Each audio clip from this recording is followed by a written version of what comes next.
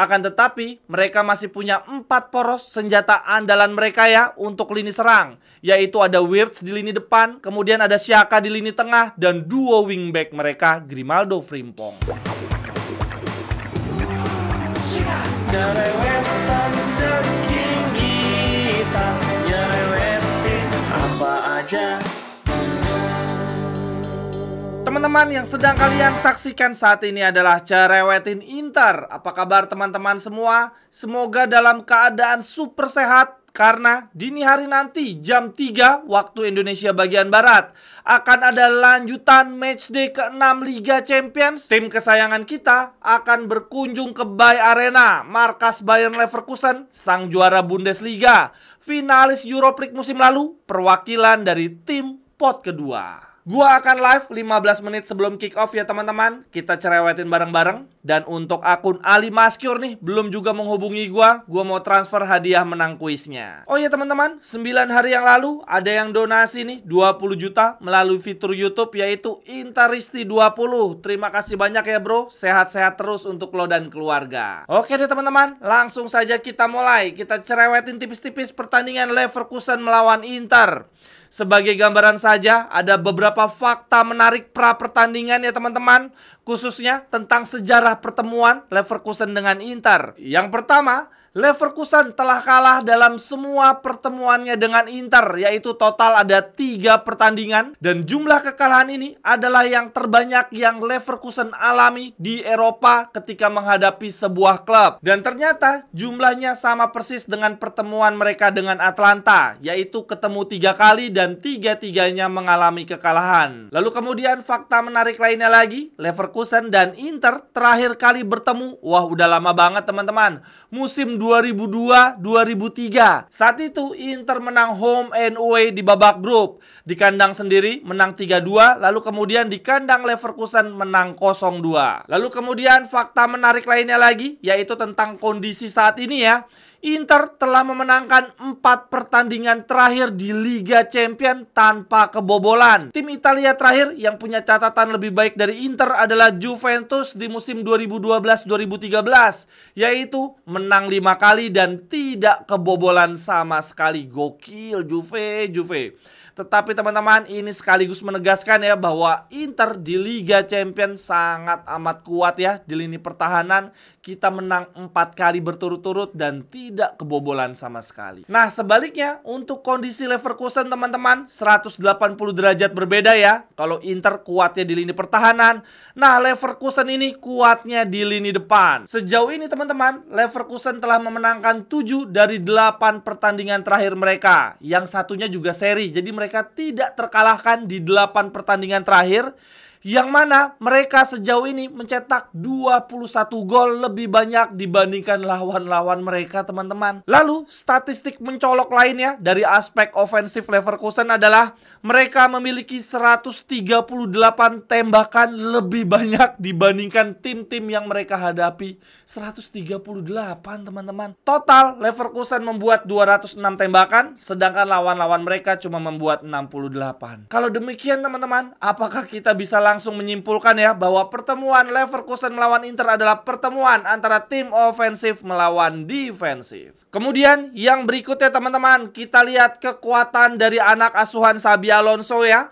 Di Bundesliga sejauh ini mereka ada di peringkat 3, unggul 2 poin teman-teman dari tim yang baru saja kita kalahkan di Liga Champions ya di pertandingan sebelumnya, yaitu Leipzig. Nah ini kalau kita lihat dari catatan produktivitas dan jumlah gol mereka ya dengan Leipzig teman-teman, terlihat sekali perbedaannya ya teman-teman. Untuk Leipzig adalah tim dengan lini pertahanan yang kuat, tapi dari lini depan tidak begitu membahayakan, dan itu kita rasakan betul ya di pertandingan lawan Leipzig sebelumnya. Lalu untuk Leverkusen sebaliknya, mereka lebih produktif, lebih tajam, lebih membahayakan di depan, akan tetapi untuk lini pertahanan tidak sekuat Leipzig. Lalu kemudian yang menarik di Bundesliga teman-teman, Leverkusen baru kalah 1 kali doang nih, yaitu melawan Leipzig di pertandingan kedua. Selebihnya mereka tidak terkalahkan ya, 10 kali menang dan 2 kali seri. Di 3 pertandingan terakhir di Bundesliga, Leverkusen membantai 5-2 Heidenheim. Ini adalah tim peringkat 14.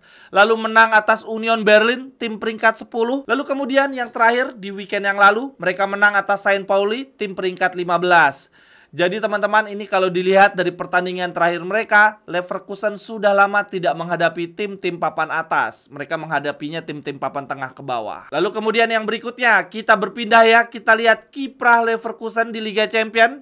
Ini mereka bersama Dortmund menjadi penggendong koefisien Bundesliga ya, berada di 8 besar klasemen. Dan kalau dilihat dari sisi produktivitas gol, Leverkusen berada di peringkat 4 terbaik. Kemudian untuk lini pertahanan, mereka sudah kebobolan 5 gol dari 5 pertandingan. Menurut gua, ini catatan yang nggak buruk-buruk banget ya untuk kompetisi seketat Liga Champions. Dan yang perlu diingat teman-teman, Leverkusen di lini pertahanan memiliki Jonathan Tah, bek yang sedang diincar tim-tim papan atas Eropa. Di 5 pertandingan Liga Champions, Leverkusen membantai Feyenoord, tim dari pot 3, kemudian menang tipis dari tim sesama pot 2 AC Milan, lalu kemudian seri saja dengan tim pot 4 Brest. Nah, berikutnya mereka dibantai oleh Liverpool, tim pot 1.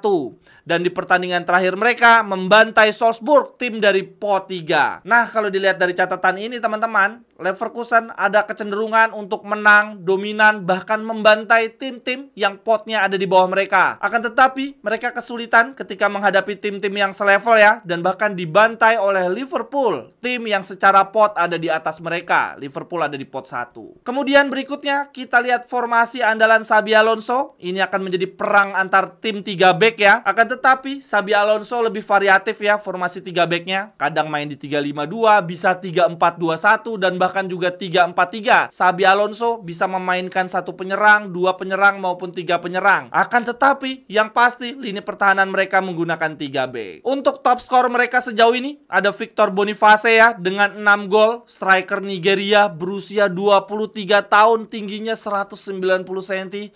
Wah, ini striker yang sangat ideal nih sebetulnya untuk Inzaghi Ball. Akan tetapi, beruntungnya teman-teman, ini Boniface di pertengahan November mengalami cedera hamstring ya. Gua nggak tahu deh apakah di pertandingan Inter dia udah sembuh atau belum. Tetapi yang jelas di pertandingan terakhir dia juga masih belum bermain. Lalu kemudian sumber gol mereka lainnya di bawah Boniface ada Florian Wirtz ya. Ini pemain muda juga, masih 21 tahun. Kalau dilihat dari sisi top assist, Wirtz cukup tinggi ya, ada di peringkat 2 dengan 4 assist. Jadi bisa dikatakan untuk otak serangan Leverkusen adalah si Wirtz ini ya. Dia bisa mencetak gol maupun assist. Lalu kemudian dari sisi top skor mereka ada nama Patrick Schick juga teman-teman, yang sudah mencetak 5 gol. Tetapi sekali lagi, beruntungnya Inter, Patrick Schick baru saja cedera di minggu lalu. Tetapi entah deh di pertandingan nanti malam apakah dia sudah siap tampil atau tidak. Lalu kemudian dari sisi top assist, yang paling tinggi di Leverkusen adalah Granit Xhaka ya teman-teman, dengan 5 assist. Akan tetapi teman-teman, yang paling perlu diwaspadai ya menurut gua adalah duo wingbacknya Leverkusen, yaitu Grimaldo dan Frimpong. Mereka berdua adalah duo wingback yang sangat agresif, dan bahkan gua berani mengatakan teman-teman bahwa Leverkusen adalah tim yang memiliki duo wingback paling berbahaya di Eropa saat ini. Di 3 musim terakhir di 5 liga besar Eropa ya, cuma ada 4 back yang berhasil mengoleksi lebih dari 10 gol dan 10 assist. Yaitu yang paling bawah adalah Di Marco, kemudian nomor 3-nya adalah Hakimi, dan 2 teratasnya adalah duet wingback Leverkusen, Grimaldo dan Frimpong. Jadi teman-teman, kalau berdasarkan ulasan tadi, kita bisa menarik benang merah ya, bahwa Leverkusen adalah tim yang ultra ofensif, sangat produktif. Namun sayangnya, mesin gol mereka pada cedera di pertandingan ini. Akan tetapi, mereka masih punya 4 poros senjata andalan mereka ya untuk lini serang, yaitu ada Wirtz di lini depan, kemudian ada Xhaka di lini tengah, dan duo wingback mereka Grimaldo Frimpong. Bagi teman-teman yang ingin mengajak kerjasama bisnis atau membeli jersey serta merchandise lainnya, silakan hubungi nomor gua yang ada di kolom deskripsi. Lalu kemudian yang berikutnya kita lihat dari sisi tim kesayangan kita, Inter teman-teman. Sebagai tim tamu, kondisi Inter tidak jauh berbeda dengan Leverkusen. Ini benar-benar kontradiksinya ya, 180 derajat. Kalau tadi Leverkusen produktif tapi mesin golnya pada cedera. Nah, untuk Inter juga begitu ya. Sebagai tim yang dominan di lini pertahanan, sangat kuat di sisi defense. Mereka di pertandingan ini, Inter banyak ditinggal oleh tembok-tembok pilarnya. Kabar terbaru teman-teman dari Sky Sport, Dumfries tidak akan dibawa bahkan di pertandingan lawan Leverkusen karena sakit flu. Ya ampun, pemain profesional kebanyakan minum es anjir, ada aja. Kok Dumfries nggak bisa jaga kesehatan ya? Padahal baru perpanjang kontrak juga. Seharusnya Dumfries bisa berpikir ya teman-teman. Di saat kita lagi krisis pemain belakang, krisis wingback, hambok dia jaga kesehatan anjir. Ini absen gara-gara flu kan nggak masuk akal banget. Lalu kemudian untuk Tajon Buchanan, dia tidak mengikuti sesi latihan terakhir ya, karena mengalami kelelahan otot. Tetapi tetap dipaksakan dibawa ke Bay Arena. Ini artinya sisi kanan kita sangat amat krisis ya. Cuma punya Darmian seorang.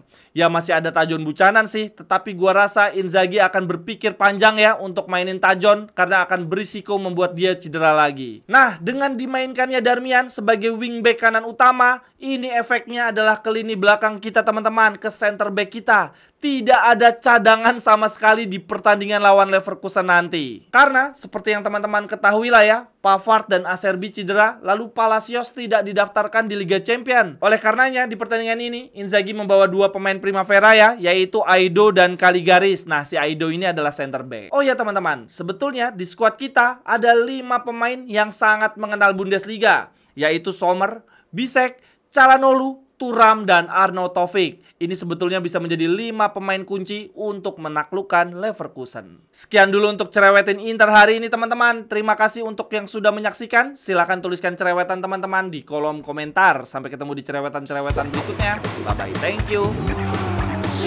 Cerewetan